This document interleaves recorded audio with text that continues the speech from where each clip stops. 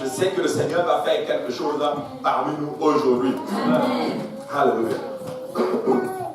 Alléluia. Maintenant, nous allons étudier. Je suis juste en train de. Alléluia. Nous allons étudier aujourd'hui un personnage particulier dans les Écritures. Alléluia. Et moi, je sais que le Seigneur va parler à quelqu'un. Amen. Je sais que le Seigneur va parler à quelqu'un. Nous allons parler d'un personnage que j'aime beaucoup. C'est l'un de mes personnages favoris dans la parole du Seigneur. Et je sais, alléluia, que son histoire va aider et édifier aujourd'hui à l'Église. Amen. Et le personnage que nous allons étudier aujourd'hui, ça va être Joseph. Alléluia. Notre cher Joseph. Que quelqu'un dise Joseph. Joseph. Maintenant, qui sait ce qui veut dire Joseph? Alléluia. Joseph, qu'est-ce que ça veut dire? Il dit Jacob. Non. Mais bien essayé. Il dit bravo. C'est bien. Je suis content. Alléluia. Quelqu'un, allez-y. Alléluia. Quelqu'un? Alléluia. Joseph veut dire Dieu va ajouter. Littéralement, Dieu va ajouter. Et moi, je sais que Dieu va ajouter. Maintenant, je ne sais pas, est-ce en nombre? Dieu va ajouter. Est-ce en maturité? Dieu va ajouter. Est-ce en confiance? Dieu va ajouter. Mais il va ajouter à son Église. Amen. Et moi, je sais que le Seigneur est bon. Mais vous savez quoi, l'histoire de Joseph est une histoire particulière. Amen. Et Dieu, en fait, en d'autres termes, alléluia. En passant, je veux juste annoncer, je voulais juste comme faire une pause, mais qui sait, peut-être la semaine prochaine, on va encore recommencer avec une autre série. On venait juste de finir une série, donc on ne voulait pas juste entamer avec une autre série. Là, on va étudier Joseph. Et peut-être la semaine prochaine, on va entamer à faire avec une autre série qui va bâtir l'Église. Amen. Alléluia. Donc, Joseph est un personnage spécial. Et Dieu confirme littéralement son alliance avec la maison avec Israël, avec Jacob, littéralement, qui est devenu Israël. Et Israël, en d'autres termes, Jacob a eu 12 fils, nous le savons. Et ce sont ces 12 enfants, littéralement, qui vont représenter la maison d'Israël. Amen. Ça se trouve dans Genèse chapitre 35, versets 22 à 26. Tiens, peut-être qu'on peut le lire. On va le lire, Genèse chapitre 35, verset 22 à 26. Alléluia, j'aimerais un lecteur. Alléluia. Pendant qu'Israël habitait cette contrée, Ruben alla coucher avec Bilha, concubine de son père. Et Israël a pris. Les fils de Jacob étaient au nombre de 12. Fils de Léa, Ruben, premier-né de Jacob, Siméon, Lévi, Judas, Issachar, Zabulon. Fils de Rachel, Joseph et Benjamin. Fils de Bilha, servant de Rachel, Dan et Nephtali. Fils de Zilpa, servant de Léa, Gad et Azer. Continue, frère. Ce sont là les fils de Jacob qui lui naquit à Padan-Aram. Pause. Ce sont là les fils de Jacob. Donc nous les voyons là, et la Bible dit spécifiquement qu'il avait combien? 12 fils. Et le Seigneur avait littéralement dit à Jacob qu'il allait faire une alliance avec lui. Et Jacob est devenu Israël. Jacob veut dire c'était un tricheur, un supplanteur littéralement. Mais quand il a rencontré le Seigneur, à Péniel, il a complètement changé. Il est devenu littéralement une nouvelle personne. Il est passé de Jacob à Israël. Son nom a changé. Tu sais, lorsque tu rencontres Jésus, ton nom change. Ton identité change. Tu n'es plus la même personne. Voilà pourquoi la Bible déclare que celui qui est en Christ est une nouvelle créature. Donc Jacob était une nouvelle créature. En fait, il est devenu Israël. Il est devenu, en d'autres termes, le fondateur quasiment d'une nation. Amen. Et l'un des fils de Jacob, justement, qui est Joseph, était en d'autres termes choisi du Seigneur. Il était choisi par Dieu pour préserver littéralement la famille, de la famille. Nous savons en d'autres termes qu'à un moment donné, Israël va vivre, il y aura une famine à Canaan. Et Jacob va être le personnage qui va être choisi pour libérer en d'autres termes à toute la famille. Tu sais, quand Dieu te choisit, quand Dieu te sauve, c'est parce que Dieu veut faire quelque chose avec toi, avec ta famille, littéralement. Dieu veut t'utiliser pour sauver, en d'autres termes, ta famille. Amen. Mais Joseph était un personnage particulier. On le mentionne, on commence littéralement son histoire, commence dans Genèse chapitre 37. Si on peut lire Genèse chapitre 37 à partir du verset 1. Parce que le frère Ludovic est sorti. En attendant qu'il arrive. Oui, maman. Genèse, chapitre 37, à partir du verset 1. Oui.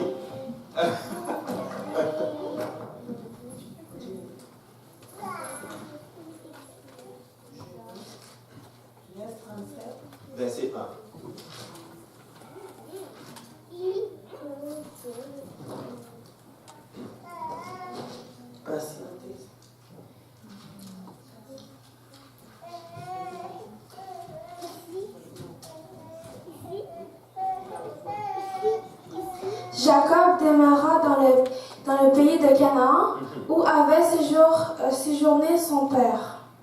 Voici la postérité de Jacob. Joseph, âgé de 17 ans, faisait paître le troupeau avec ses frères.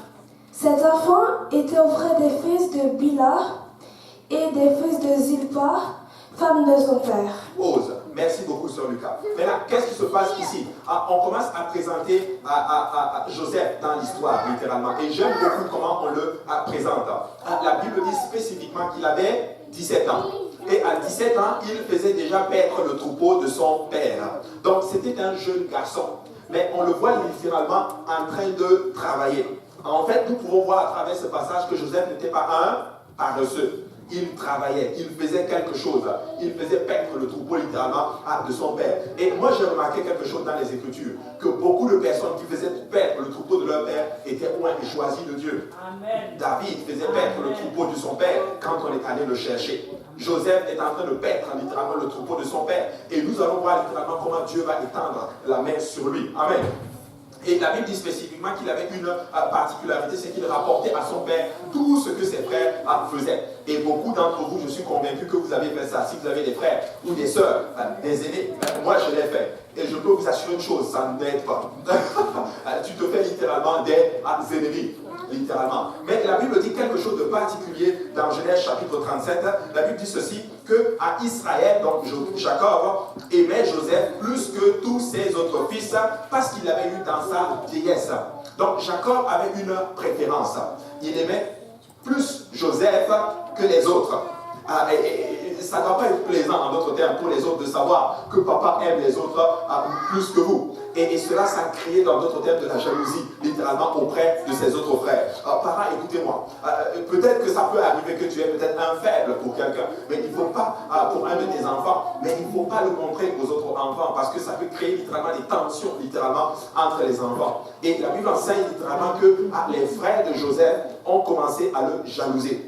Tout simplement parce que leur père avait plus d'amour pour leur frère, en d'autres termes. Maintenant, je vais vous dire ce que je crois. Et moi, je pense que Dieu aime certaines personnes plus que d'autres. Il aime tout le monde, mais il y en a qui l'aiment plus que d'autres. C'est simple à résoudre. Ceux qui font sa volonté, ils vont avoir plus de faveur avec le Seigneur. Aussi simple que cela. Mais il nous aime tous au même niveau. Mais celui qui fait la volonté du Seigneur obtient toujours plus de faveur et de miséricorde du Seigneur. Amen. Donc nous, si nous voulons être aimés du Seigneur, nous devons faire quelque chose. Des 12 fils, moi je vois que c'est Jacob, c'est Joseph qui faisait tout paître le troupeau. En tout cas, dans Genèse chapitre 37, c'est comme ça qu'on le présente. Et la Bible dit spécifiquement que le père va faire littéralement un manteau pour son fils, littéralement. Donc ses frères vont devenir jaloux de lui, et quand ils ont vu justement que leur père aimait justement leur frère plus que les autres. Mais plus tard, Joseph justement va faire justement ce qu'on appelle un rêve. Ce jeune garçon qui rapportait littéralement les choses à son père était aussi un rêveur. Et nous allons le lire. On va aller dans Genèse chapitre 37 à partir du verset 5. Joseph eut un songe, et il le raconta à ses frères qu'ils les haïrent encore davantage. Pause. Il a eu un songe. Vous savez, la Bible ne dit pas qu'il a eu un rêve. Il a eu un songe. Un songe, c'est différent d'un rêve. Si vous voulez, c'est un rêve avec un sens prophétique, comme prémonitoire, littéralement. C'est comme si Dieu était en train de lui donner un message. Mais notre cher Joseph va se lever et il va aller voir ses frères et il va commencer à raconter littéralement ce rêve-là qu'il a eu. Et ses frères vont commencer littéralement à avoir... la Bible dit spécifiquement, le mot qui est utilisé, c'est le mot haïr. Donc, on va le haïr, littéralement. Vous savez, j'ai du mal à comprendre cela. Comment on peut arriver à une place où on a de la haine pour son propre frère, qui porte le même sang que toi. Amen. Et ça, c'est vraiment important de comprendre cela. Pourquoi? Parce qu'il avait la faveur de Dieu. Vous savez, la faveur de Dieu, des fois, ça peut attirer souvent certains groupes. Rappelez-vous notre cher David. Il était loin de l'Éternel. Il a réussi à vaincre littéralement Goliath. Mais la victoire de David ne lui a pas seulement apporté que du bonheur. Ça lui a apporté aussi des troubles. Parce que Saül a commencé à être jaloux de lui. Amen. Très important. Alors, peuple de Dieu, qu'est-ce que je suis en train d'enseigner ce soir? Je suis en train d'enseigner que des fois, en faisant certaines choses et que la faveur du Seigneur est sur vous, des fois ça va attirer littéralement à certaines jalousies. Mais il faut savoir comment traiter la situation. Amen. Très important. Et la Bible dit qu'il y eut un songe. Vas-y. Il leur dit, écoutez donc ce songe que j'ai eu. Nous étions alliés des gerbes au milieu des champs, et voici ma gerbe se leva et se tint debout. Et vos gerbes l'entourèrent et se prosternèrent devant elle. Amen. C'était un rêve, amen, assez spécial. On était en train littéralement, on était comme quasiment au champ. Nous étions alliés des gerbes au milieu des champs. Et voici ma gerbe se leva et se tint debout. Et vos gerbes l'entourèrent et se prosternèrent devant elle. Pas besoin d'être un Daniel pour comprendre ce que ça veut dire. Ça veut dire littéralement qu'un temps viendra où vous allez vous prosterner devant moi. Il était en train de leur dire, notre cher Joseph. Ça devait être choquant à entendre. Écoute, Joseph, tu es en train de dire que nous allons nous prosterner devant toi. Non.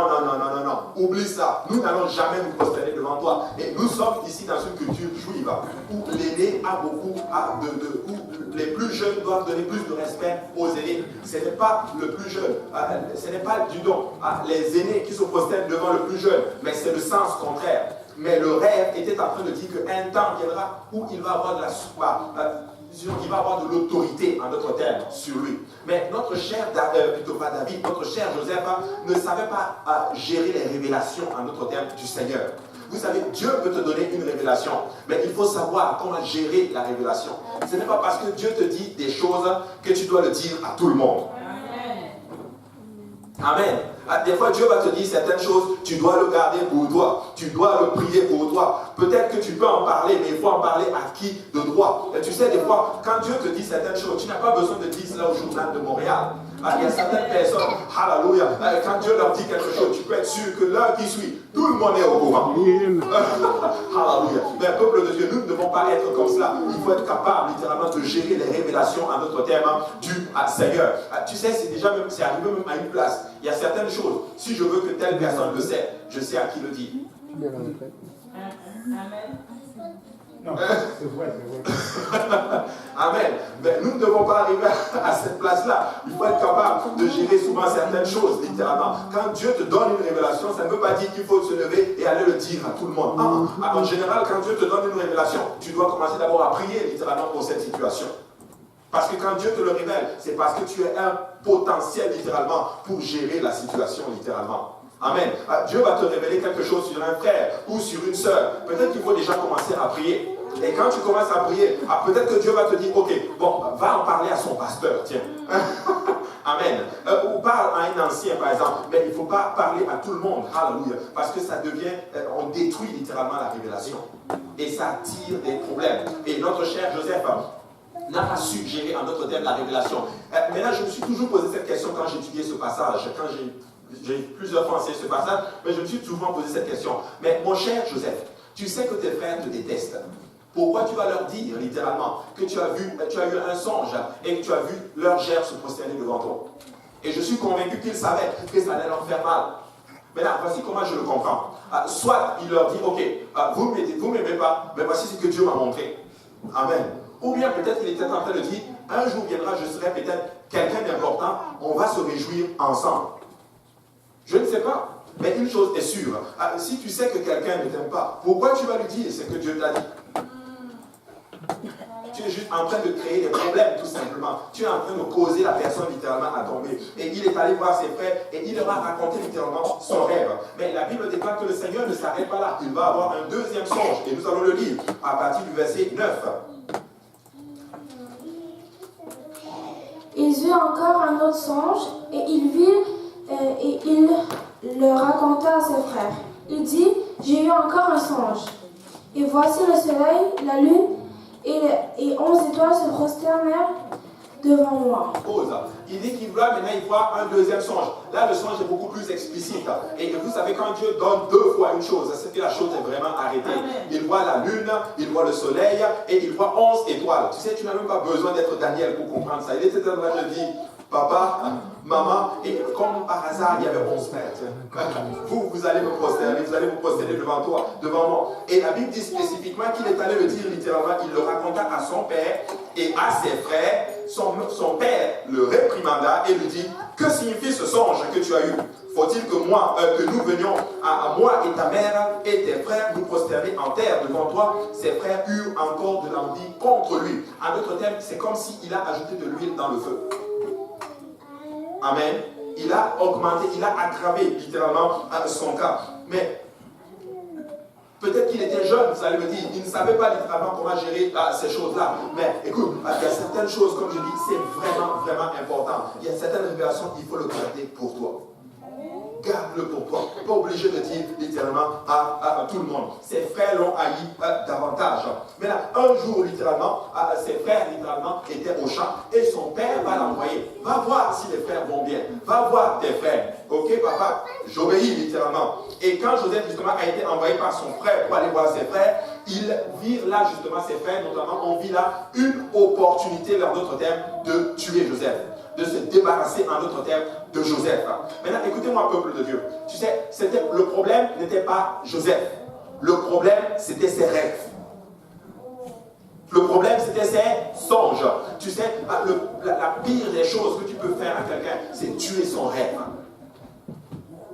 Amen. C'est tuer son rêve. Joseph n'était pas le problème, hallelujah, parce qu'il vivait avec eux. D'abord, il a son manteau de plusieurs couleurs que son père lui a fait, mais là, il a des révélations. Il a en fait la faveur de Dieu. Si on le tue, on va tuer son rêve.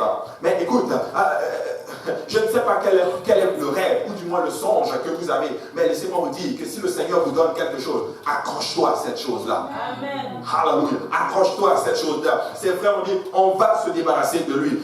N'est-ce pas bizarre que quand vous donnez votre vie au Seigneur, le diable veut se débarrasser de vous? Est-ce que tu sais que ce n'est pas forcément toi le problème? Le problème, c'est aussi quelque part l'idéal que tu as. Voir les membres de ta famille sauvés, voir les collègues sauvés. Mais si je me débarrasse de lui, ou du moins si j'arrive à le faire sortir de l'église, son rêve va être anéanti.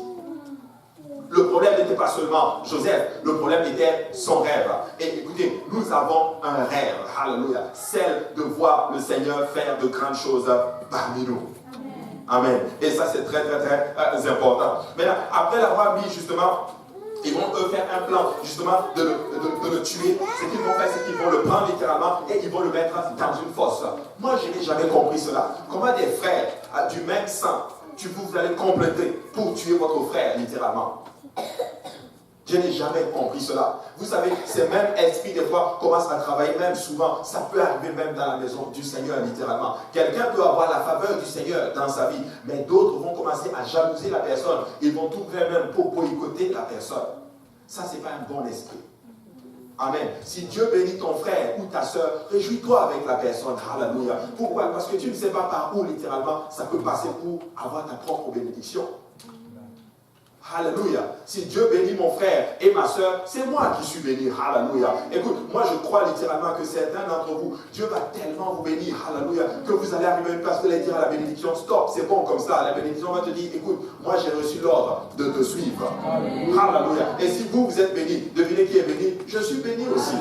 Alléluia. Si ma soeur est bénite, je suis béni. Si ma soeur est contente, je suis content. Si mon frère est content, je suis content. Mais si mon frère est triste, je suis aussi triste.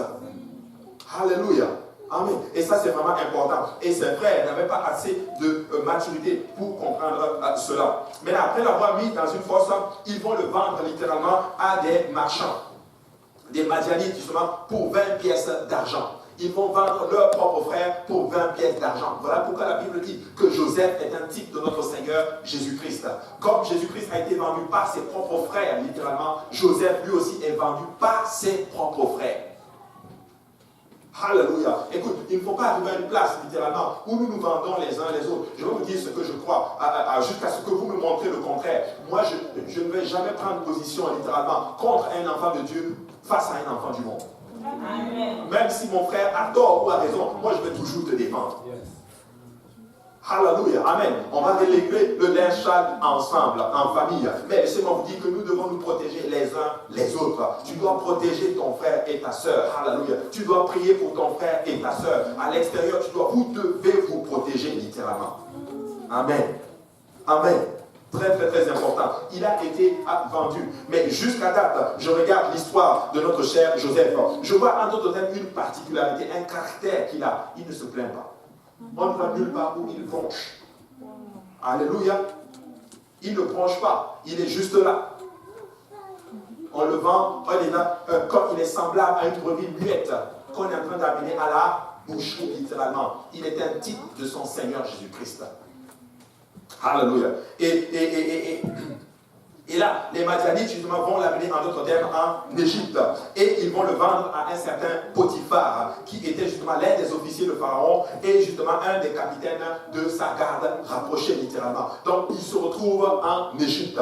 Comme Jésus-Christ lui-même a été amené en Égypte, nous voyons notre Seigneur Joseph aussi qui fait le même voyage en Égypte. Donc, nous voyons là, en d'autres termes, qu'il est un type de notre Seigneur Jésus-Christ. Mais là, il a été vendu. Qu'est-ce que nous allons dire littéralement à son père, littéralement? La Bible déclare que ses frères vont prendre littéralement son manteau, son beau manteau qui avait été fait par son père. Ils vont le tremper littéralement dans le sang d'un animal et on va l'emmener. On va le lire justement. On va aller dans Genèse chapitre 37 à partir du verset 29. Ruben revint à la citerne. Et voici, Joseph n'était plus dans la citerne. Il déchira ses vêtements, retourne vers ses frères et dit, l'enfant n'y est plus, et moi, où irai-je? Ils prirent alors la tunique de Joseph, et ayant tué un bout, ils plongèrent la tunique dans le sang. Pause. Ils ont plongé la tunique dans un bouc, littéralement, dans le sang d'un bouc, littéralement. Je ne sais pas, peut-être que c'est de là qu'est venu bouc émissaire. Je ne sais pas, peut-être que c'est ça, je ne sais pas. Mais le Seigneur est vraiment bon. Mais nous voyons dans d'autres termes son manteau que son père lui avait offert, littéralement, qui était en fait le signe de la faveur et de l'amour, littéralement. Est-ce que tu sais que le Seigneur a un manteau qu'il t'a donné, littéralement? Ton onction, c'est un manteau d'onction qu'il te donne, littéralement. Et écoutez, c'est juste extraordinaire. On l'amène, ce manteau, couvert du sang, et on le donne à qui? À son père Jacob. Et Jacob prend littéralement, il reconnaît littéralement la tunique, en d'autres termes, de son fils. Tu sais, Jacob ici, en d'autres termes, ou du moins Israël ici, est juste en train de prendre les conséquences des actions que lui-même a faites. Il a trompé beaucoup de gens durant le cours de sa vie. Certes, il a eu le pardon du Seigneur, mais il est en train de prendre les conséquences. N'oubliez jamais ce principe. C'est que tu sèmes, tu vas toujours le récolter. Il a semé la tricherie, il a semé la tromperie. Ses propres enfants sont en train de le tromper. Il a trompé son propre frère pour avoir littéralement la bénédiction et l'onction littéralement. Mais laissez-moi vous dire, alléluia, que ici, ce sont ses propres enfants qui sont en train de le tromper. Amen. Tu vas toujours récolter ce que tu sèmes. Si tu sèmes l'amour, tu vas récolter l'amour. Si tu sèmes la joie, tu vas récolter la joie. Si tu sèmes la colère, tu vas récolter la colère. Si tu sèmes des choses qui ne sont pas bonnes, devine quoi? Tu vas récolter toujours la même chose. Amen. Écoute, si tu fais le mal à quelqu'un, quelqu'un d'autre aussi va te faire du mal. Mais écoute, si tu fais du bien, quelqu'un d'autre va te faire du bien. Amen. Je vais aller plus loin. Si tu fais le bien, le Seigneur lui-même va te faire aussi du bien. Alléluia. Et ça, c'est très important de comprendre ce principe. Voilà pourquoi la Bible déclare, ne vous fatiguez pas de faire le bien. Ne vous fatiguez pas de faire les bonnes choses. Alléluia. Alors que vous faites du bien, que ce soit pour les gens, que ce soit pour les âmes perdues. Certains d'entre vous, vous allez chercher des âmes. Certains d'entre vous, vous faites le suivi des âmes. Certains d'entre vous, vous prenez soin de la maison du Seigneur. Certains d'entre vous, vous travaillez pour le Seigneur. Vous faites plein de choses pour le Seigneur. Vous priez pour les saints. Certains d'entre vous, vous préparez pour le Seigneur. Vous gardez les enfants. Peu importe ce que vous faites pour le Seigneur. Laissez-moi vous dire que si vous semez cela, le Seigneur va vous le rendre un jour. Amen. Alléluia, il va vous le rendre, car ce que tu sèmes, tu le récoltes toujours. Jacob était un grand homme de Dieu, alléluia. Il était très spirituel, mais il avait semé quelque chose dont il avait oublié. Il avait semé la tricherie, il a trompé Laban, il a trompé ses frères, son propre frère. Là, ce sont ses propres fils qui sont en train de le tromper. Maintenant, regardez ce qui se passe. Au verset 33, la Bible dit, Jacob l'a reconnu, c'est-à-dire la tunique, et dit, c'est la tunique de mon fils, une bête féroce l'a dévorée. Joseph a été mis en pièces et il déchira ses vêtements, il mit un sac sur ses reins et il porta longtemps le deuil de son fils. Tous ses fils et toutes ses filles vinrent pour le consoler, mais il ne voulut recevoir aucune consolation. Il disait, c'est en pleurant que je descendrai vers mon fils au séjour des morts, et il pleurait son fils. Et Jacob va passer une grande partie de sa vie. Sa vie ne sera plus jamais la même, littéralement. Oui, il est béni. Oui, il a tout. Mais sa vie est dérangée. Il y a quelque chose qui manque. Il manque Joseph. Et il va vivre cette vie étant troublé littéralement. Il va faire le deuil d'un enfant qui n'est même pas mort. Amen. Et tu sais, des fois nous faisons le deuil d'une situation et la situation même n'est même pas morte. Amen. Certaines personnes, vous regardez votre situation, vous dites c'est fini. Et tu commences à pleurer, et tu perds littéralement ta joie. Alors que ta situation n'est même pas finie devant Dieu. La situation est toujours vivante. Alléluia. Alors ne regarde pas à la situation, même si ça paraît mauvais, mais réjouis-toi dans le Seigneur. Ne perds pas ta joie, ne perds pas ta tristesse, ne fais pas le deuil. Ne vis pas comme si c'était le deuil. Et Dieu ne veut pas que tu vives comme dans le deuil. Il veut que tu vives dans la joie. Il veut que tu vives dans sa présence. Tu sais, le peuple de Dieu doit se réjouir dans sa présence. Nous devons nous réjouir tous les jours. Écoute, si le matin tu te lèves en santé, réjouis-toi. Alléluia. Si le matin tu te lèves et que tout va bien et que tu as la force même d'aller au travail, eh bien, réjouis-toi dans le Seigneur. Alléluia. Amen. Et ça, c'est vraiment important de comprendre cela. Et Jacob va vivre comme étant troublé. Sa vie va être déstabilisée. Maintenant, après avoir vendu Joseph se retrouve en d'autres termes, nous l'avons vu en Égypte. Amen. Et là, il va vivre en d'autres termes une vie bizarre. Vous vous rendez compte, je ne sais pas maintenant à quel âge il avait, peut-être qu'il avait 17, 18 ans, mais il se retrouve loin de son père et de sa mère. Sa mère était quasiment déjà décédée. Mais là, il se retrouve littéralement loin de toute sa famille, littéralement, dans un pays étranger, littéralement. Vous savez, l'Égypte représente le type du péché, quasiment. Mais il se retrouve dans ce contexte-là, complètement perdu, vendu par ses propres frères. Je ne sais pas quelle était la pensée de Joseph, même quand il était dans la citerne. Dans la citerne, il était seul, soif, il n'y a pas d'eau, vendu par tes propres frères. Mais malgré cela, il ne perd pas son courage. Il ne perd pas sa joie, il ne perd pas sa confiance dans le Seigneur. Je suis là pour dire à quelqu'un aujourd'hui, peut-être que les choses ne vont pas comme tu veux. Peut-être même que dans la maison du Seigneur, il y a eu de l'offense qui est entrée. Mais laisse-moi te dire une chose, que tu ne perdes pas ta confiance dans le Seigneur. Alléluia. Parce que ton frère n'est pas Dieu, ta soeur n'est pas Dieu, mais Dieu reste Dieu. Et son nom c'est Jésus-Christ, et c'est à lui que tu dois mettre ta confiance.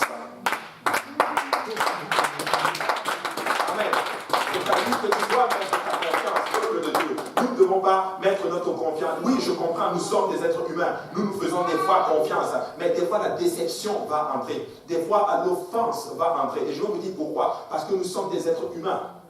Amen. Le mot offense en grec, c'est le mot scandalon. D'où est venu scandale. Amen. Ton frère va t'offenser. Ta soeur va t'offenser. Je vais aller même plus loin. Pasteur même va t'offenser un jour. Mais écoutez, révélation ce soir. Pasteur est même un être humain. Ton frère est un être humain. Ta soeur est un être humain qui est aussi en train de se battre littéralement avec le Seigneur pour y arriver. Donc un jour, l'offense va entrer. Mais tu ne dois pas perdre ta confiance dans le Seigneur.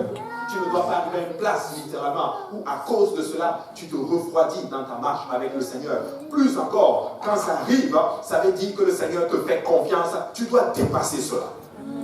Alléluia. Tu dois dépasser en d'autres termes à cela. Et Joseph se retrouve probablement dans le désespoir. Il est loin, mais nous ne le voyons pas murmurer contre le Seigneur.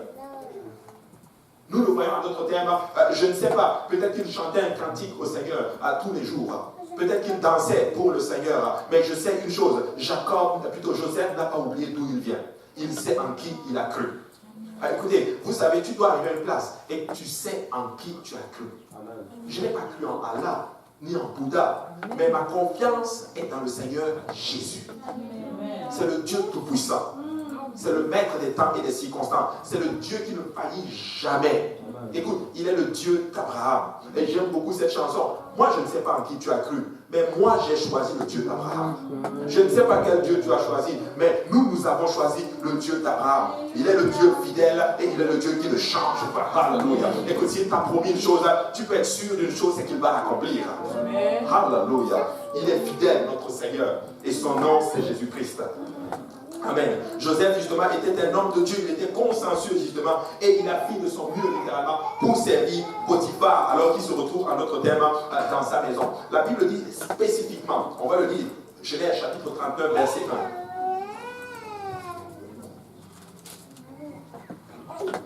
1. On fit descendre Joseph en Égypte, et Potiphar, officier de Pharaon, chef de garde égyptien, l'acheta des Ismaélites qui l'y avaient fait descendre.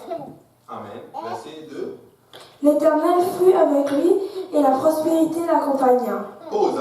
Écoute, il est envoyé, il est vendu littéralement par ses propres frères. Mais j'aime beaucoup ce passage qui dit l'Éternel fut avec lui. Maintenant, regardez ceci. Et la prospérité l'accompagne.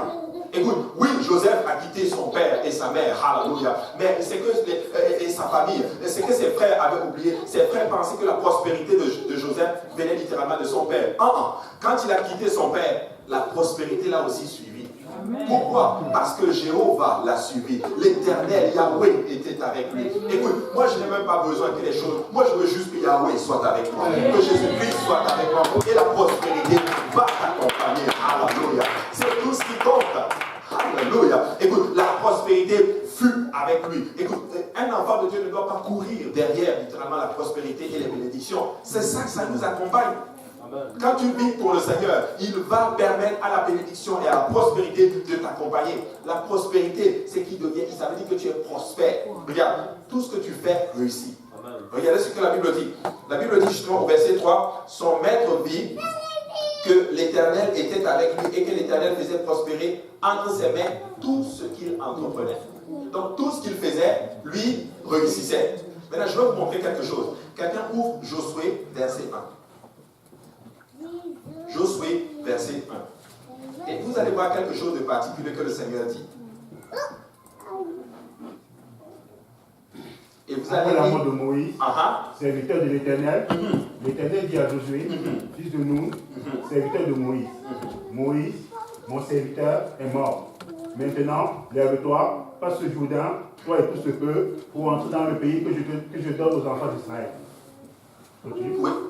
Au lieu que foulera la plante de votre pied, je vous le donne, comme je l'ai dit à Moïse.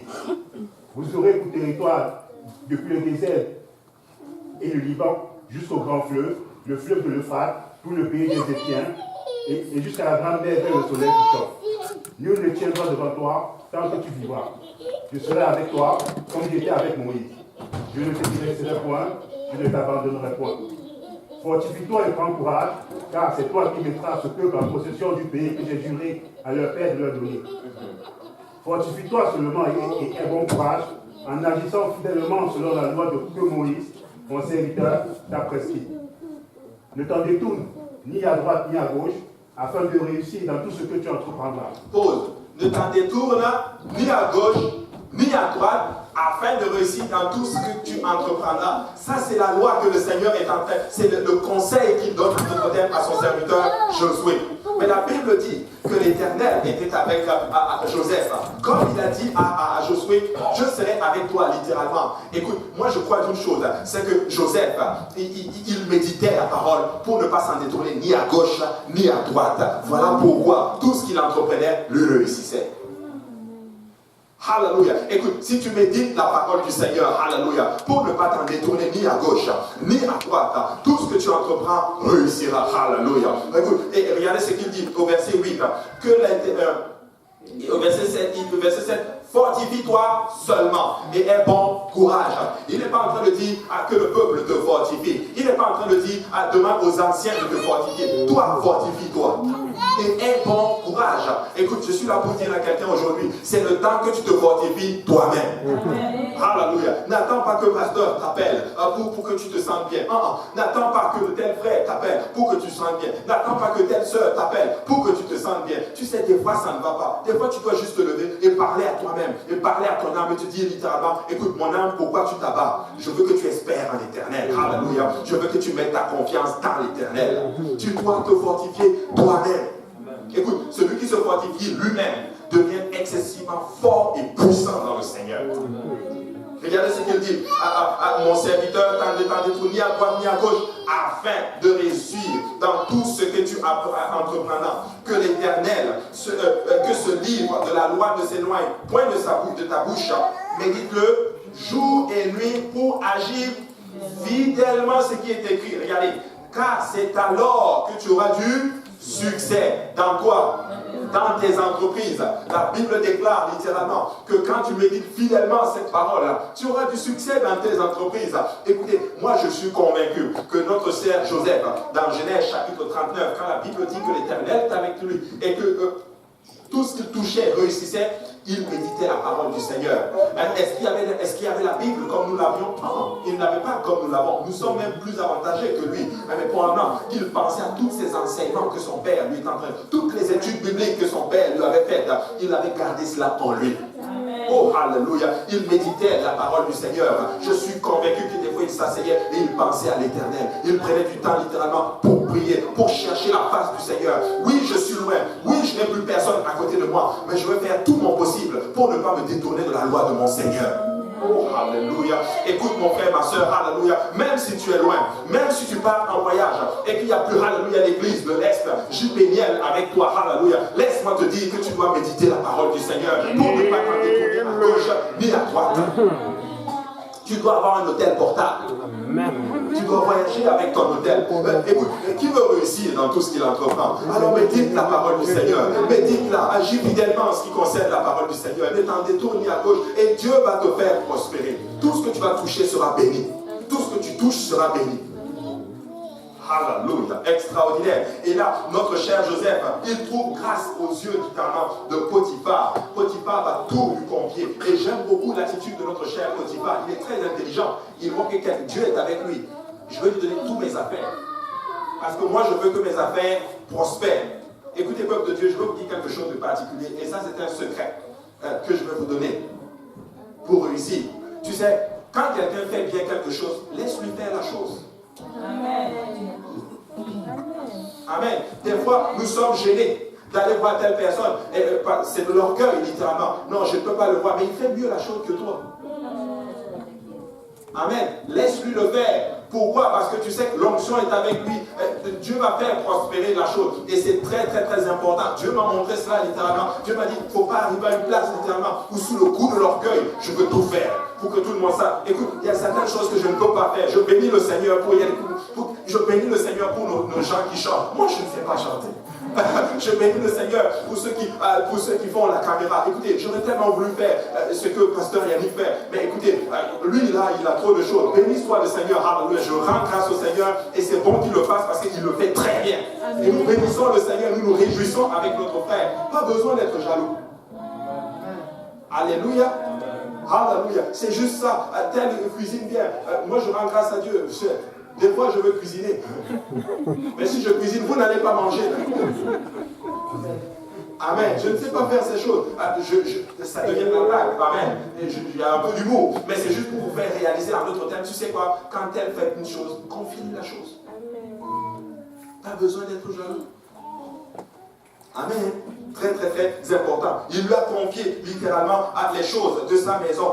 Dès que Potiphar lui établit sur sa maison, sur tout ce qu'il possédait, regardez, l'Éternel bénit la maison de l'Égyptien à cause de Joseph et la bénédiction de l'Éternel fut tout ce qui lui appartenait, soit à la maison, soit au champ.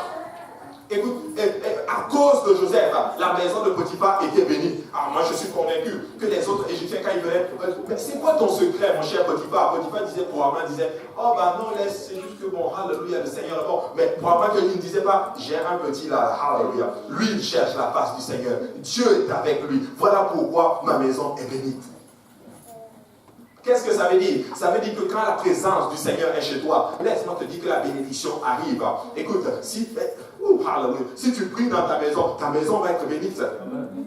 Nous devons prier dans nos maisons pour inviter la présence de l'Éternel. Écoutez, vous connaissez l'histoire, littéralement, quand David voulait faire partir à l'arche, littéralement. Où est-ce qu'on a déposé l'arche, finalement? Hein? D'Obed Edom. Dieu a béni la maison d'Obed Edom. David dit, l'arche ne peut pas rester là-bas. L'arche doit revenir à Jérusalem. Je veux faire tout ce que Dieu me demande. Alléluia. David avait compris que pour que l'arche arrive à Jérusalem, ça va se faire littéralement en suivant les voies du Seigneur, sous les danses, sous les louanges. David a dansé devant l'Éternel quand l'arche était en train d'arriver. Ils ont dû porter l'arche littéralement par les sacrificateurs parce qu'au départ, il l'avait fait porter par un char neuf et Dieu a tué Uza. Parce que ce n'était pas fait comme Dieu le voulait. David avait compris que si tu veux avoir la présence de l'Éternel, tu vas faire exactement comme Dieu le veut. Peuple de Dieu, si nous voulons avoir la présence du Seigneur dans nos maisons, nous devons le faire comme Dieu le veut. Nous devons vivre dans la repentance, nous devons vivre, alléluia, en obéissant aux voix du Seigneur, et la présence du Seigneur sera avec toi. Et tu auras la bénédiction de l'Éternel. Amen. très important. Et c'est vraiment très important de comprendre Seigneur. Mais là, il a servi son maître. Et Joseph avait une particularité. Il était soumis à quelqu'un. Il a servi fidèlement. Alléluia. Écoutez, je crois une chose. Il y a deux qualités. Que si vous les avez, vous allez grandir dans le Seigneur. Vous allez faire de grandes choses dans le Seigneur. Dieu va vous bénir. N'oubliez jamais ces deux principes. La fidélité et l'humilité. Si tu marches fidèlement au Seigneur, alléluia, si tu marches fidèlement à la parole du Seigneur, si tu es fidèle à ton église, laisse-moi te dire que Dieu va te bénir. Si tu marches humblement devant le Seigneur, humblement ça veut dire je ne suis rien et Dieu est tout. Amen. Alléluia, c'est ça humble. Tu reconnais que le Seigneur c'est lui qui fait toutes ces choses. Alléluia. Nous n'avons aucun mérite. Alléluia. Si Dieu performe des miracles ici, toute la gloire revient à notre Seigneur Jésus-Christ. Alléluia. Nous devons être fidèles. Amen. Je vais enseigner un jour là-dessus. La fidélité, c'est très important. C'est la constance, littéralement. Et Joseph était fidèle, même si c'était un chef païen, mais il avait compris le principe de la soumission. Écoute, Dieu aime la soumission.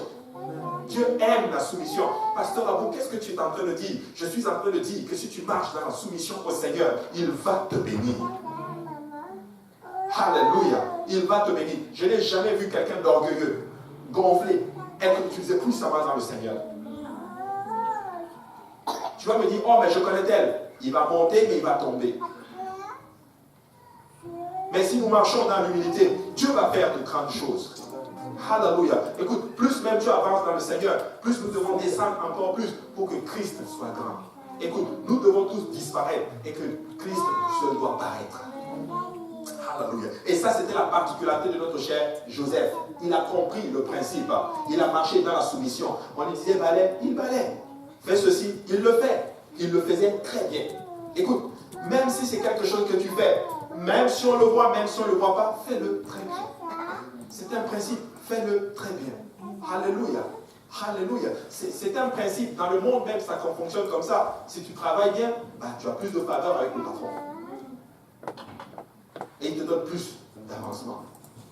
C'est la même chose avec notre Seigneur. Joseph avait compris le principe. Il était fidèle dans la maison de Potiphar. Il a marché dans l'humilité. Nulle part, on est en train de le voir en train de murmurer contre le Seigneur. Les choses commencent à aller bien pour notre cher Joseph. Pour moi qu'il avait le même salaire, je ne sais pas, la Bible ne le dit pas. Mais les choses vont bien. Son maître lui confie tout. Peut-être qu'il avait un endroit maintenant où il pouvait dormir. Avec un lit queen. Il a passé son temps dans les citernes. Les choses commencent à aller, littéralement. Mais la Bible ne s'arrête pas là, en notre terme. Potiphar a vu que Dieu était avec ce garçon. Et Potiphar, justement, ne s'inquiétait de rien dans sa maison. Je peux lui faire confiance. Je peux tout lui donner. Je peux lui donner les clés de ma maison. Je peux lui donner même le numéro de mon compte bancaire. Parce qu'il est fidèle. Alléluia. Nous devons arriver même à une place où même on peut même te donner son compte bancaire. Non, je fais la blague là. Mais nous devons arriver à cette place, un endroit de fidélité. Tu es sérieux, tu es fidèle, tu n'es pas un fou. Il est honnête. Ça, c'est les qualités d'un enfant du Seigneur. Alléluia.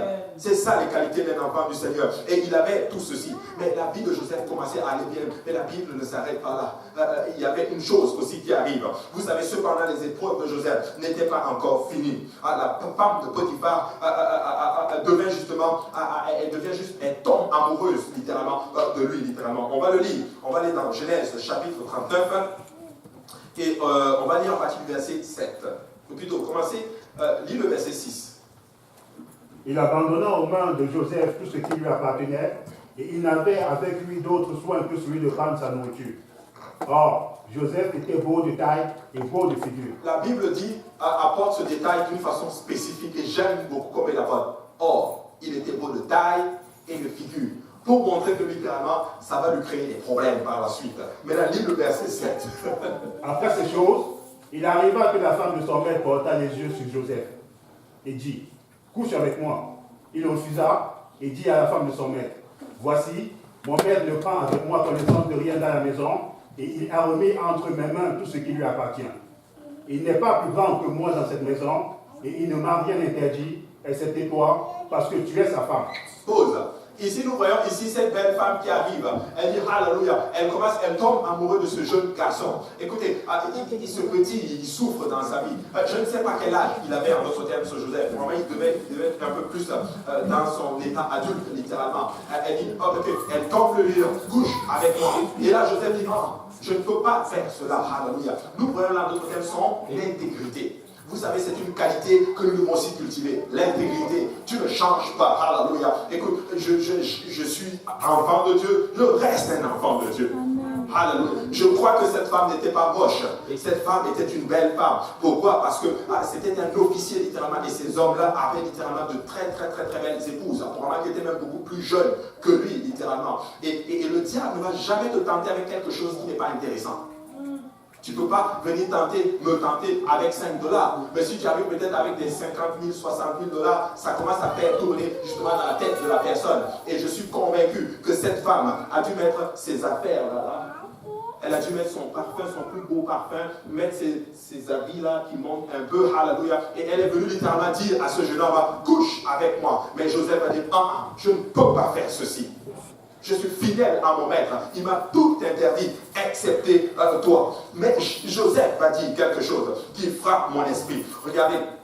Regarde au verset 8. Merci, mon frère. Oui, relis-le encore. Il refusa et dit à la femme de son maître, voici, mon maître ne prend avec moi, connaissant de rien dans la maison, et il a remis entre mes mains tout ce qui lui appartient. Il n'est pas plus grand que moi dans cette maison, et il ne m'a rien interdit, excepté toi, parce que tu es sa femme. Comment ferais-je un aussi grand mal et pécherais-je contre Dieu? Pause. Comment ferais-je un aussi grand mal? Alléluia. Tu sais, il réalise littéralement la taille du péché, littéralement. Il dit, ça c'est trop grand, littéralement. Comment ferais-je ceci? Et là où il me frappe encore, c'est quand il dit, je pécherai contre mon Dieu. Alléluia. Ça veut dire que son Dieu était encore avec lui. Il était attaché à son Seigneur, Jéhovah. Vous savez, nous devons être attachés à notre Seigneur. Alléluia. Ces lois doivent être gravées dans nos cœurs. Alléluia. Il dit, je pécherai contre lui si je fais une telle chose. Écoute, on n'est même pas dans le temps de la loi. La loi n'avait même pas été donnée. On n'avait même pas encore les 10 commandements qui disaient, tu ne commettras point d'adultère. Mais il avait littéralement cette loi gravée littéralement dans son cœur. C'est comme s'il était quelque part dans le temps de la promesse, mais littéralement c'est comme si son esprit est quelque part, alléluia, dans le temps de la promesse où la loi est gravée dans notre cœur. Écoute, la loi du Seigneur aujourd'hui, dans le temps de la grâce, est gravée dans notre cœur. Elle n'est pas gravée dans la pierre, elle est gravée dans notre cœur. Ça veut dire que partout où tu vas, alléluia, la loi de l'Éternel doit jaillir parce que tu l'as avec toi. Je ne veux pas pécher contre Dieu. Alléluia. Il dit, je ne pécherai pas contre mon Seigneur. Tu sais, comment vaincre ces genres de tentations, ces tentations sexuelles? Tu dois d'abord penser que c'est mauvais. Tu dois d'abord penser de la situation de ce péché. Tu dois voir l'intensité de ce péché, littéralement. Et quand tu réalises, littéralement, cela, tu dois essayer de voir les conséquences que cela va amener. Amen. Et Joseph avait compris à cela. Il avait compris en d'autres termes que si je fais une telle chose, non seulement ce serait dérangeant pour moi, mais ce serait aussi dérangeant en d'autres termes, alléluia, non seulement pour moi, pour mon Dieu et pour mon chef qui est Potiphar. N'oublie jamais ce principe. Le péché va toujours affecter ton entourage. Amen. Toujours affecter ton entourage. Nous devons faire très attention. Écoute, si la situation, si tu sens que tu as un vice, que tu as un problème, prends les mesures nécessaires pour couper la chose. N'aie pas peur, alléluia, de couper l'internet si le problème c'est la pornographie. N'aie pas peur de prendre cet ordinateur et de le jeter dehors, parce que vaut mieux que ton âme puisse être sauvée. N'aie même pas peur de couper cette relation. Si cette relation t'induit toujours dans la fornication, coupe cela dans le nom du Seigneur Jésus-Christ et tu seras béni. Amen. N'aie pas peur de fuir littéralement ces choses. N'aie pas peur de couper certaines choses. Tout simplement parce que je ne veux pas pécher contre Dieu. Je serre ta loi dans mon cœur afin de ne pas pécher contre toi, nous dit le psalmiste. Et la voix de l'Éternel, la parole de l'Éternel est une lampe à nos pieds. Qu'est-ce qu'il est en train de dire? Nous sommes dans les ténèbres, mais si tu veux marcher dans la lumière, tu dois avoir la parole de l'Éternel. Christ le dit dans le livre de Jean, il dit, je suis la lumière de la vie. Alléluia. Celui qui suit mes voies, celui qui me suit, il aura la lumière de la vie. La Bible déclare. Ça veut dire que ta vie ne sera pas ténébreuse, ta vie sera éclairée dans un monde ténébreux comme celui-ci. toi tu marches dans la lumière. Pourquoi? À cause de la parole du Seigneur. Oui, tu l'as dans tes mains, mais elle est aussi gravée dans ton cœur par la puissance du Saint-Esprit. Oh, alléluia. Écoutez, nous devons vivre pour le Seigneur. Et Joseph était un garçon qui avait compris ce principe. Alléluia. Vous comprenez qu'il avait la faveur du Seigneur avec lui. Non, alléluia. Non, femme de Potiphar, je bénis le Seigneur qu'on ne l'ait même pas nommé. Alléluia. Non, femme de Potiphar, nous n'allons pas commettre cela. Alléluia. Nous n'allons pas commettre cela. Alors dis à la femme de Potiphar, s'il y a une femme de Potiphar dans ta vie, comment ferais-je une aussi grande chose et pécherais-je contre mon Dieu? Alléluia. Et là, alors que les gens sont partis, Joseph entre pour faire le travail littéralement. Elle va encore aller l'attaquer. Alléluia. Écoute, quand tu cites la parole du Seigneur, le diable va partir. Je vais aller plus loin. La tentation, ce n'est pas juste pour certaines qualités de personnes. Ça touche tout le monde. Ça a touché, ça a essayé même d'atteindre notre Seigneur Jésus. Quand il est arrivé, le diable a essayé de le tenter. Mais notre Seigneur Jésus, alléluia, dans Matthieu chapitre 4, qu'est-ce qu'il a fait? Il s'est débarrassé du diable en citant la parole du Seigneur. Écoute, la connaissance de la parole de Dieu, et en la citant et en la vivant littéralement, c'est ça qui va faire chasser le diable loin de toi. Alléluia. C'est ça qui va changer. Écoute, oui, il ne connaissait pas la parole du Seigneur, mais il a quelque part cité la parole du Seigneur. Comment pécherais-je contre mon Dieu? Alléluia. Et là, il rentre pour faire le travail. Couche avec moi. Non, je ne vais pas coucher avec toi, femme de Potiphar. Je ne sais même pas ce que tu es son nom. Non, je ne le ferai pas. Et là, boum, elle s'approche probablement. Je suis convaincu qu'elle s'est approchée littéralement pour l'agresser littéralement. Mais il a laissé son manteau littéralement. Il a sorti son manteau. Et regardez ceci. C'est tellement fort. C'est le deuxième manteau qu'il perd dans l'histoire. Il a perdu son premier manteau par ses frères. Mais le deuxième manteau, c'est la femme de Potiphar qui le lui a arraché. Garde le manteau. Parce que j'ai un manteau spirituel que tu ne peux pas arracher. Et ça, c'est le manteau qui a été donné par le Seigneur. Alléluia. C'est le Seigneur. Parce que c'est fonction qu'il a déposée sur toi. Alléluia. Le diable ne peut pas te l'enlever. Alléluia. C'est toi qui peux la donner. C'est ce que Samson a fait. Mais cette onction, je la préserve. C'est le manteau du Seigneur qu'il m'a donné. Je la préserve. Alléluia. Préserve ton onction. Préserve ton onction. Non, c'est à moi. C'est le Seigneur. Écoute, c'est permis à ce niveau-là d'être égoïste sur ton onction. Alléluia. Ne vis pas sur l'onction de quelqu'un d'autre. Va chercher ton propre manteau toi-même auprès du Seigneur. Alléluia. Je vais remettre mon manteau.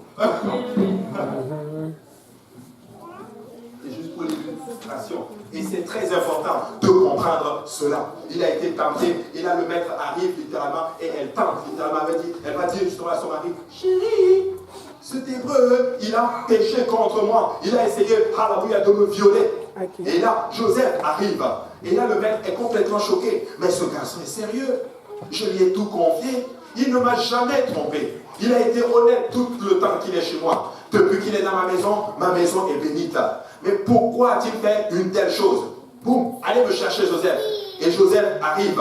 Et la Bible dit spécifiquement que quand Joseph est arrivé, tu sais, il n'a même pas discuté. Il a mis Joseph en prison. Et selon vous, pourquoi? Le manteau. C'était la pièce à condition. Le manteau était là. Il y avait une preuve. Peut-être qu'il a essayé de se défendre. Je ne vois pas cela écrit dans les Écritures. Regardez, on va le lire. Genèse chapitre 39, lit à partir du verset 14. Elle appela les gens de sa maison et leur dit, « Voyez, il nous a amené un Hébreu pour se jouer de nous. Cet homme est venu vers moi pour coucher avec moi, mais j'ai crié à haute voix.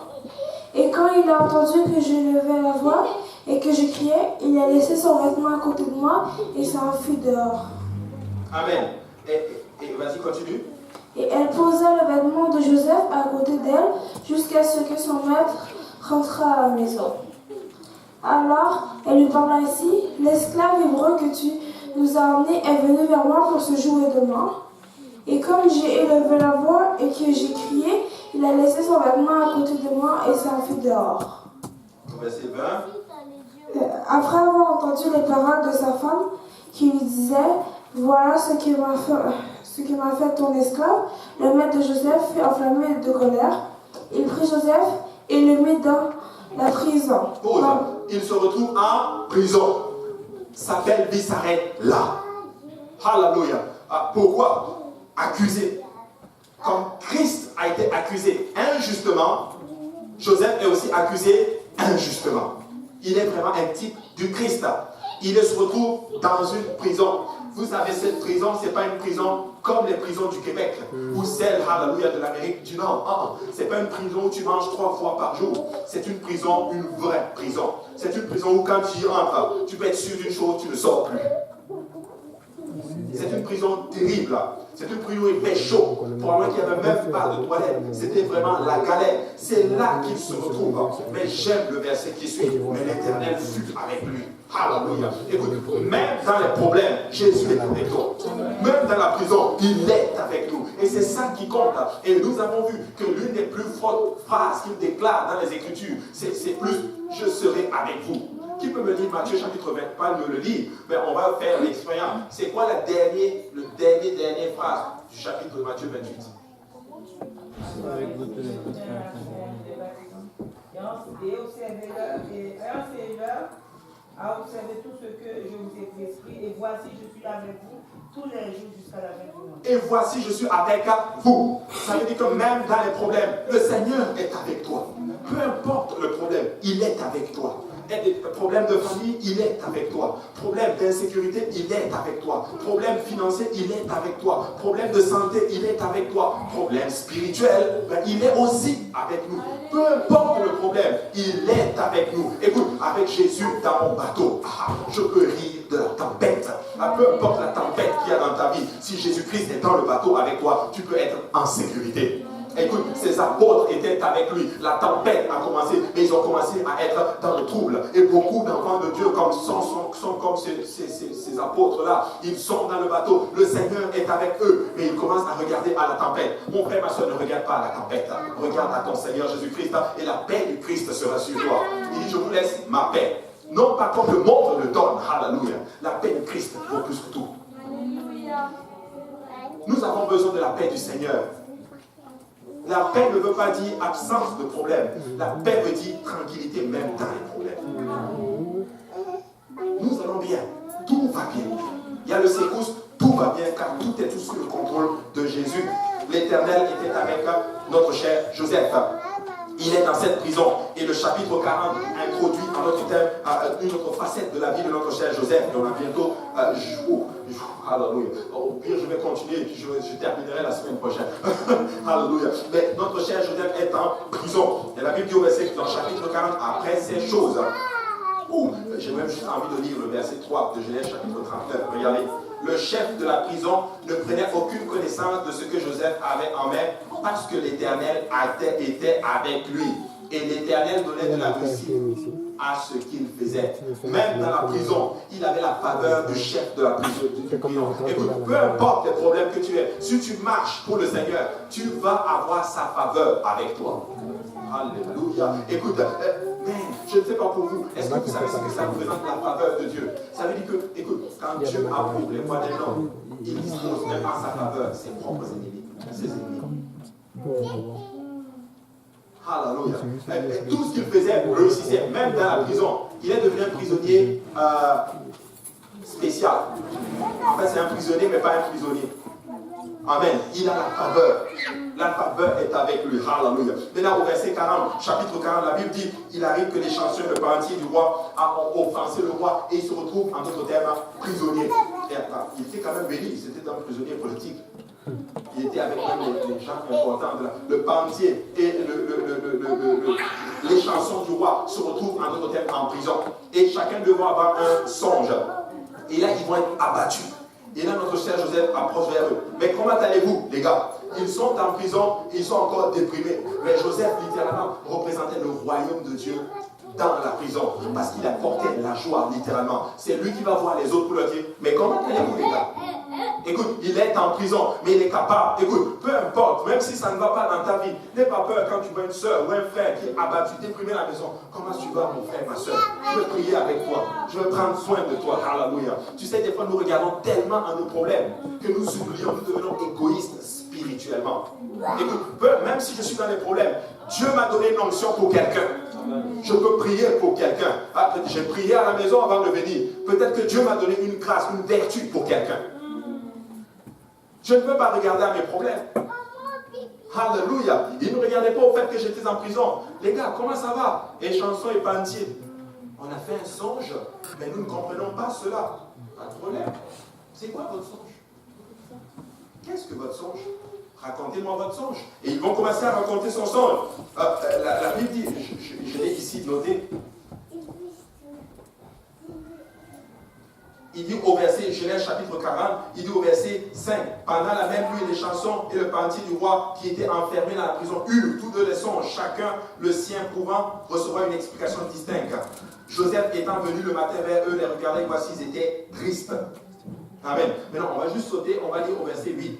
Ils lui répondirent, nous avons eu un songe et il n'y a personne pour nous l'expliquer. Joseph leur dit, n'est-ce pas à Dieu qu'appartiennent les explications? Racontez-moi votre songe. Le chef des gestionnaires raconta son songe et lui dit, dans mon songe, voici, il y avait un cep devant moi. À ce cep avait 3 sarments. Quand il eut poussé, sa fleur se développa et ses grappes donnèrent des raisins mûrs. La coupe de Pharaon était dans ma main. Je pris les raisins et les pressai dans la coupe de Pharaon. En fait, cette chanson était la personne qui donnait le vin au roi. Mais dans son songe, il a vu une chose. En fait, littéralement, il se voit en train de, au service, littéralement, en train de redonner le vin au roi, littéralement. Et je coupe vraiment, c'est vraiment pour vraiment une petite avancée, sinon je vous l'aurais expliqué. Mais il dit, Joseph lui dit, je te donne l'explication de ton songe. Le songe, c'est que le pharaon va te rétablir dans tes fonctions. Tu vas sortir d'ici. Ça devait être choquant, littéralement. Il donne même le nombre de jours. Dans 3 jours, tu vas sortir, en d'autres termes, d'ici. En fait, les 3 sarments représentaient littéralement un sarment pour 1 jour. Tu vas sortir d'ici et tu seras rétabli dans ta fonction. Mais là, le pantier, dès qu'il entend cela, moi aussi j'ai eu un songe. Probablement qu'il se disait, mon songe est aussi correct. On va le lire. Joseph, je saute. Le chef, au verset 16, le chef des pantiers, voyant que Joseph avait donné une explication favorable, dit, voici, il y avait dans mon songe 3 corbeilles de pain blanc. Dans ma tête, dans la corbeille la plus élevée, il y avait pour Pharaon des mets de toute espèce, cuits au four, et les oiseaux les mangeaient dans la corbeille au-dessus de ma tête. Joseph répondit, en voici l'explication. Les 3 corbeilles sont 3 jours. Encore 3 jours, et Pharaon enlèvera ta tête de dessus toi et te fera pendre à un bois, et les oiseaux mangeront ta chair. Joseph est spécial. Joseph montre encore ici une autre facette, littéralement, de ce qu'il est. C'est son côté prédicateur. Il te dit ce que Dieu lui dit. Amen. Il aurait pu couper les coins. Oh, tu sais, pantier, je vais être honnête avec vous. Moi, c'était moi, là, j'aurais dit, reviens dans 4 jours. Je te dis ton songe. Parce que je dis, en 3 jours, il est fini. Amen. Mais écoute, écoute, quand Dieu te dit quelque chose, dis-le. Ça s'adresse plus à nous. Nous ne devons pas avoir peur, alléluia, de dire la vérité. C'est son côté prédicateur. Il nous dit, tu vas mourir. Et ça, c'était triste. Probablement que le pantier dit, oh, bah, lui, c'est un faux prédicateur. Il raconte toujours n'importe quoi. Mais vous savez quoi, 3 jours plus tard, les chansons ont été restituées à son poste et le pantier a été pendu. Les chansons ont été pendues. Mais Joseph avait dit ceci à des chansons, alléluia. Quand tu seras rétabli dans ta fonction, mon cher ami, ne m'oublie pas, parce que je suis ici d'une façon injuste. Mais regardez ce que la Bible dit au verset 23. Le chef des chansons ne pensa plus à Joseph, il l'oublia. Il l'oublia. Son périple n'est pas encore terminé. Il va encore passer du temps en prison. Écoute, même si les choses n'ont pas l'air que ça avance, mon frère, ma soeur, mets ta confiance dans le Seigneur. Amen. Il ne murmure pas. Il m'a oublié, ok. Il n'est pas en train d'aller voir les gens de la prison. Vous savez, j'ai aidé un des chansons là. Depuis qu'il est au palais, il m'a oublié. C'est un mauvais type. Mon frère, tu sais, les chansons là, c'est un mauvais type. Il n'est pas allé gâter le nom, littéralement. Il y a des personnes qui sont des spécialistes de cela. Ils peuvent gâter ton nom. Mais non, il n'a pas fait ça. Il a gardé, c'est correct. Il m'a oublié. Pas de problème, fini. Mais je sais une chose, ma confiance est dans mon Seigneur. Et quand Dieu décrète une chose, il ne va jamais t'oublier. L'homme peut t'oublier, mais Jésus ne t'oublie jamais. Ton père et ta mère peuvent t'abandonner, mais le Seigneur ne va jamais t'abandonner. Alléluia. Il a été oublié pas un jour, pas 2 jours, pas une semaine. Il a été oublié quasiment 2 ans. Au bout de 2 ans, il a fallu que Dieu donne un songe à Pharaon. Pharaon va avoir un songe où il est troublé littéralement. Mais il est 21 heures. Alléluia. Alléluia. Est-ce que vous me permettez juste 15 minutes encore? S'il vous plaît, 15 minutes encore et j'aurai fini. Il est, au bout de 2 ans, Pharaon a un songe. Voici, il se tenait auprès du fleuve, dans le chapitre 41. 7 belles vaches et grasses de chair montèrent et se mirent à mettre dans la prairie. 7 autres vaches laides et maigres de chair derrière elles, hors du fleuve, se terrent à leur côté du fleuve. Qu'est-ce que ça veut dire? Ça veut dire littéralement que personne ne savait. Qu'est-ce que ça veut dire? Amen. Et vous voyez, Dieu va donner 2 songes à Joseph. Il va aussi donner 2 songes, littéralement, à Pharaon. Regardez, il se rendormit au verset 5. Il eut un second songe. 7 épis gras et beaux montèrent sur une même tige, et 7 épis maigres brûlés par le vent d'Orient poussèrent après eux. Les épis maigres engloutirent les épis gras et pleins. Et Pharaon s'éveilla. Voilà le songe. Le premier rêve, c'est les vaches maigres qui engloutissent les vaches grasses. Mais dans le deuxième songe, littéralement, ce sont littéralement comme les vieilles tiges qui vont engloutir les mauvaises tiges, les bonnes tiges, littéralement. En fait, personne n'est capable de dire à Pharaon, voici ce que le songe veut dire. Il va appeler ses mages, il va appeler ses sorciers. Dites-moi c'est quoi le songe? Mage, roi, nous ne savons pas interpréter le songe. Écoutez-moi très bien. Ces sorciers dehors, ces voyants dehors, ils ne connaissent pas l'avenir. Ne va pas voir un voyant pour lui dire, montre-moi l'avenir pour régler les choses. Mets ta confiance dans le Seigneur. Écoutez, il y a même des enfants de Dieu qui font de la voyance, qui vont aller voir les sorciers. Un enfant de Dieu ne doit pas faire ça. Un enfant de Dieu doit mettre sa confiance seulement que dans le Seigneur. Parce que eux là, c'est juste des manipulateurs. Ils n'ont aucun lien littéralement. Ils ne peuvent rien. Mais l'Éternel, c'est lui qui connaît l'avenir. Alléluia. C'est lui qui connaît l'avenir. Regardez. Il a eu l'esprit agité et personne littéralement n'a pu littéralement en notre terme lui expliquer. Mais j'aime le verset 9. Verset 9. Quelqu'un pour me le lire. Alors le chef des échansons prit la parole et dit à Pharaon, je vais rappeler aujourd'hui le souvenir de ma faute. Pharaon s'était irrité contre ses serviteurs et il m'avait fait mettre en prison dans la maison du chef des gardes, moi et le chef des panissiers. Nous eûmes l'un et l'autre un bon songe dans une même nuit. Et chacun de nous reçut une explication en rapport avec le songe qu'il y avait eu. Il y avait là avec nous un jeune hébreu, esclave du chef des gardes. Nous lui racontâmes nos songes et il nous les expliqua. Les choses sont arrivées selon l'explication qu'il nous avait donnée. Pharaon nous rétablit dans ma charge et il fit prendre le chef des panissiers. Et là, il raconte, là il se souvient, 2 ans après, oups, quand j'étais en prison, il y avait un jeune hébreu. Vous savez, il ne dit même pas le nom de Joseph, il a même oublié le nom de Joseph. Alors, il y avait juste un jeune. Ok, mais comment il s'appelait? J'ai oublié moi. Je sais juste que c'était un hébreu. On l'avait vraiment oublié.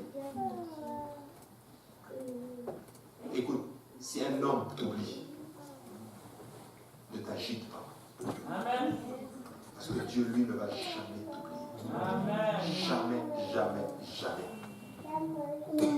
Très important de comprendre cela. Et là, boum, on va chercher Joseph. Le roi se lève. Allez me le chercher. On va chercher. Regardez le verset 14. Pharaon fit appeler Joseph. On le fit sortir en hâte de la prison. Écoutez, on n'a pas dit, écoute, ça va prendre 2 ans de formalité pour que tu sortes là. On l'a fait sortir à la hâte. On est venu le chercher. Probablement qu'il était juste assis en train de lire sa Torah. On est venu le chercher. Pas le temps, mon cher ami. Tu dois sortir d'ici. Écoute, quand le Seigneur arrive, tu dois être à la hâte. Regardez ceci.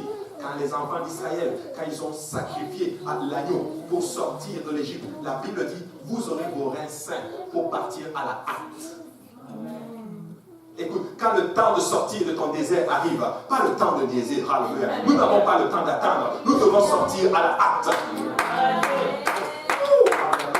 C'est à la hâte. Quand ta délivrance arrive, alléluia, ça n'attend pas. Tu passes à la hâte. Tu vas rattraper le temps. Écoutez, on l'a fait sortir, on l'a fait changer de vêtements.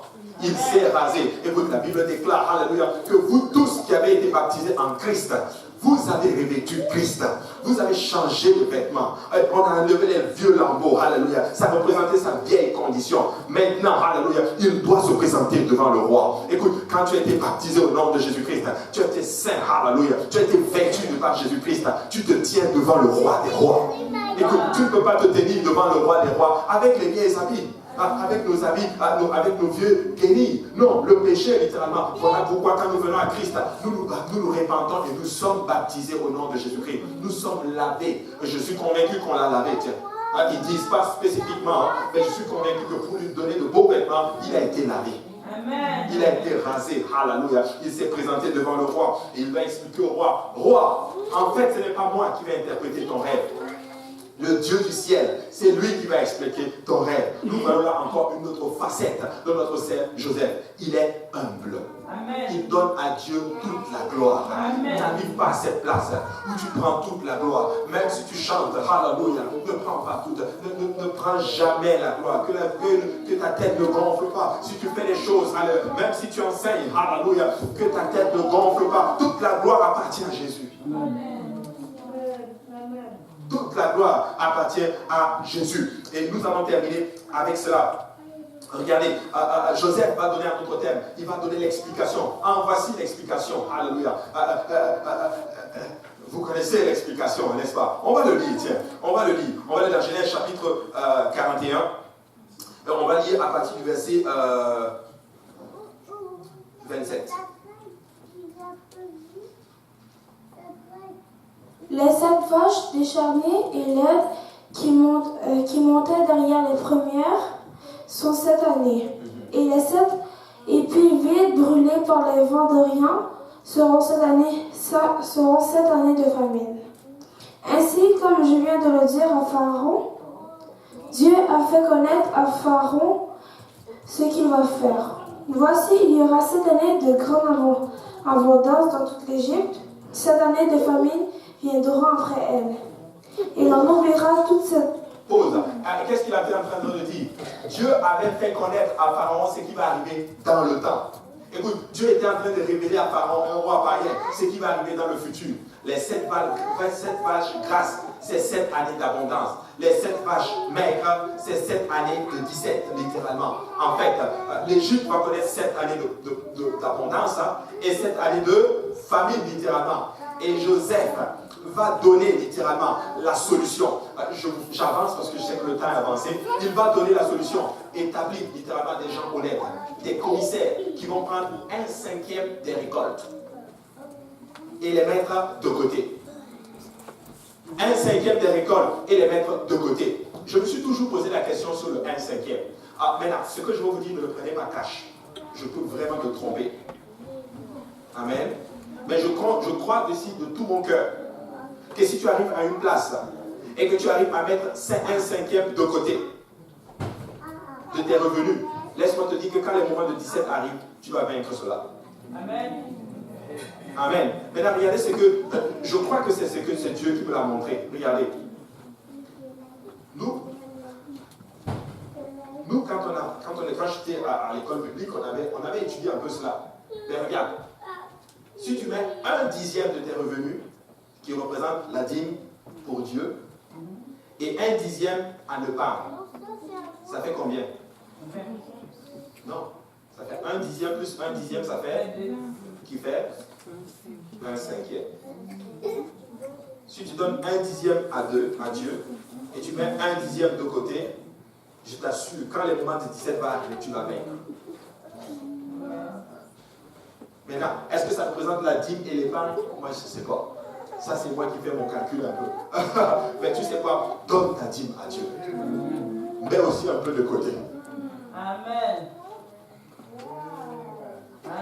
Maintenant, ce n'est pas du cas, c'est moi. Maintenant, si tu peux mettre même 50% des revenus de côté, mettre de côté, et si tu peux donner 50% à Dieu, donne à Dieu.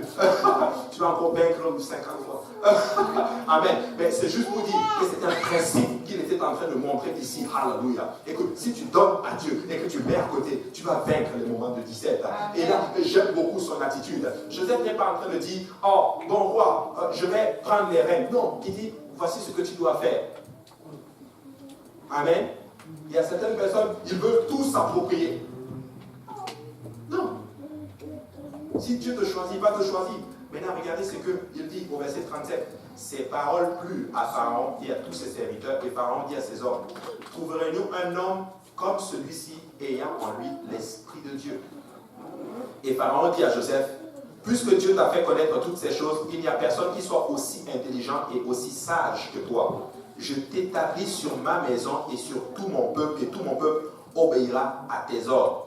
Le trône seul m'élèvera au-dessus de toi. En fait, Joseph, tu es cette personne. La description que tu as donnée de la personne pour faire, littéralement, mettre toutes ces choses de côté, tu t'es décrit toi-même. Tu es cette personne. En une journée, Dieu va élever Joseph. En une journée, il va bâtir ce que beaucoup de personnes mettent des années à bâtir. Il devient la deuxième personnalité la plus importante en Égypte. Tout le peuple doit obéir. Qu'est-ce que je suis en train de dire par là? Ce que nous faisons a de l'impact. Même si ça ne produit pas maintenant, ça va produire un jour. Je vais aller plus loin. Même si ça ne produit pas ici, ça va produire dans les cieux. N'arrêtez pas de faire le bien. Ne perdez pas votre courage. Ne vous fatiguez pas. Continuez dans le Seigneur, sans murmure. Soyez honnêtes. Attachez-vous au Seigneur et il va faire de grandes choses. En une journée, il a été élevé. Devine quoi, il a été même élevé au-dessus de les chansons. Je suis convaincu que les chansons venaient de lui donner du vin. Amen. Joseph a compris le principe. Si tu marches dans la fidélité, dans l'humilité et dans l'honnêteté au Seigneur, tu ne peux pas tomber. Tu ne peux pas tomber. Il a vaincu la femme de Pharaon par l'honnêteté et l'attachement à la parole du Seigneur. Alléluia. Alléluia. C'est juste extraordinaire. Troisième manteau qu'il a perdu, c'est le manteau de la prison. Amen. Amen. Là, il a un manteau royal. Alors n'aie pas peur de perdre le manteau. N'aie pas peur de perdre. Si les gens te prennent, prenez, mais ne murmure pas. Dieu a un manteau pour toi. Alléluia. Dieu a un manteau pour toi. Lèvons-nous tous ensemble. Alléluia. Battons nos mains pour le Seigneur.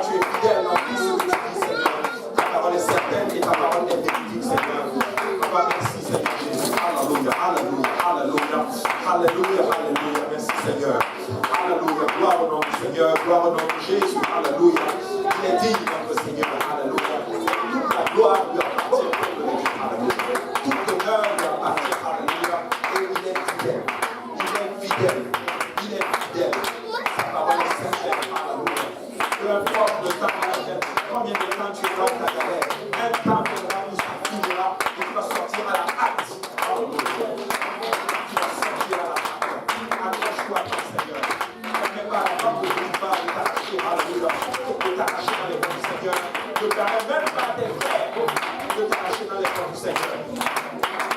Alléluia. Alléluia. Alléluia.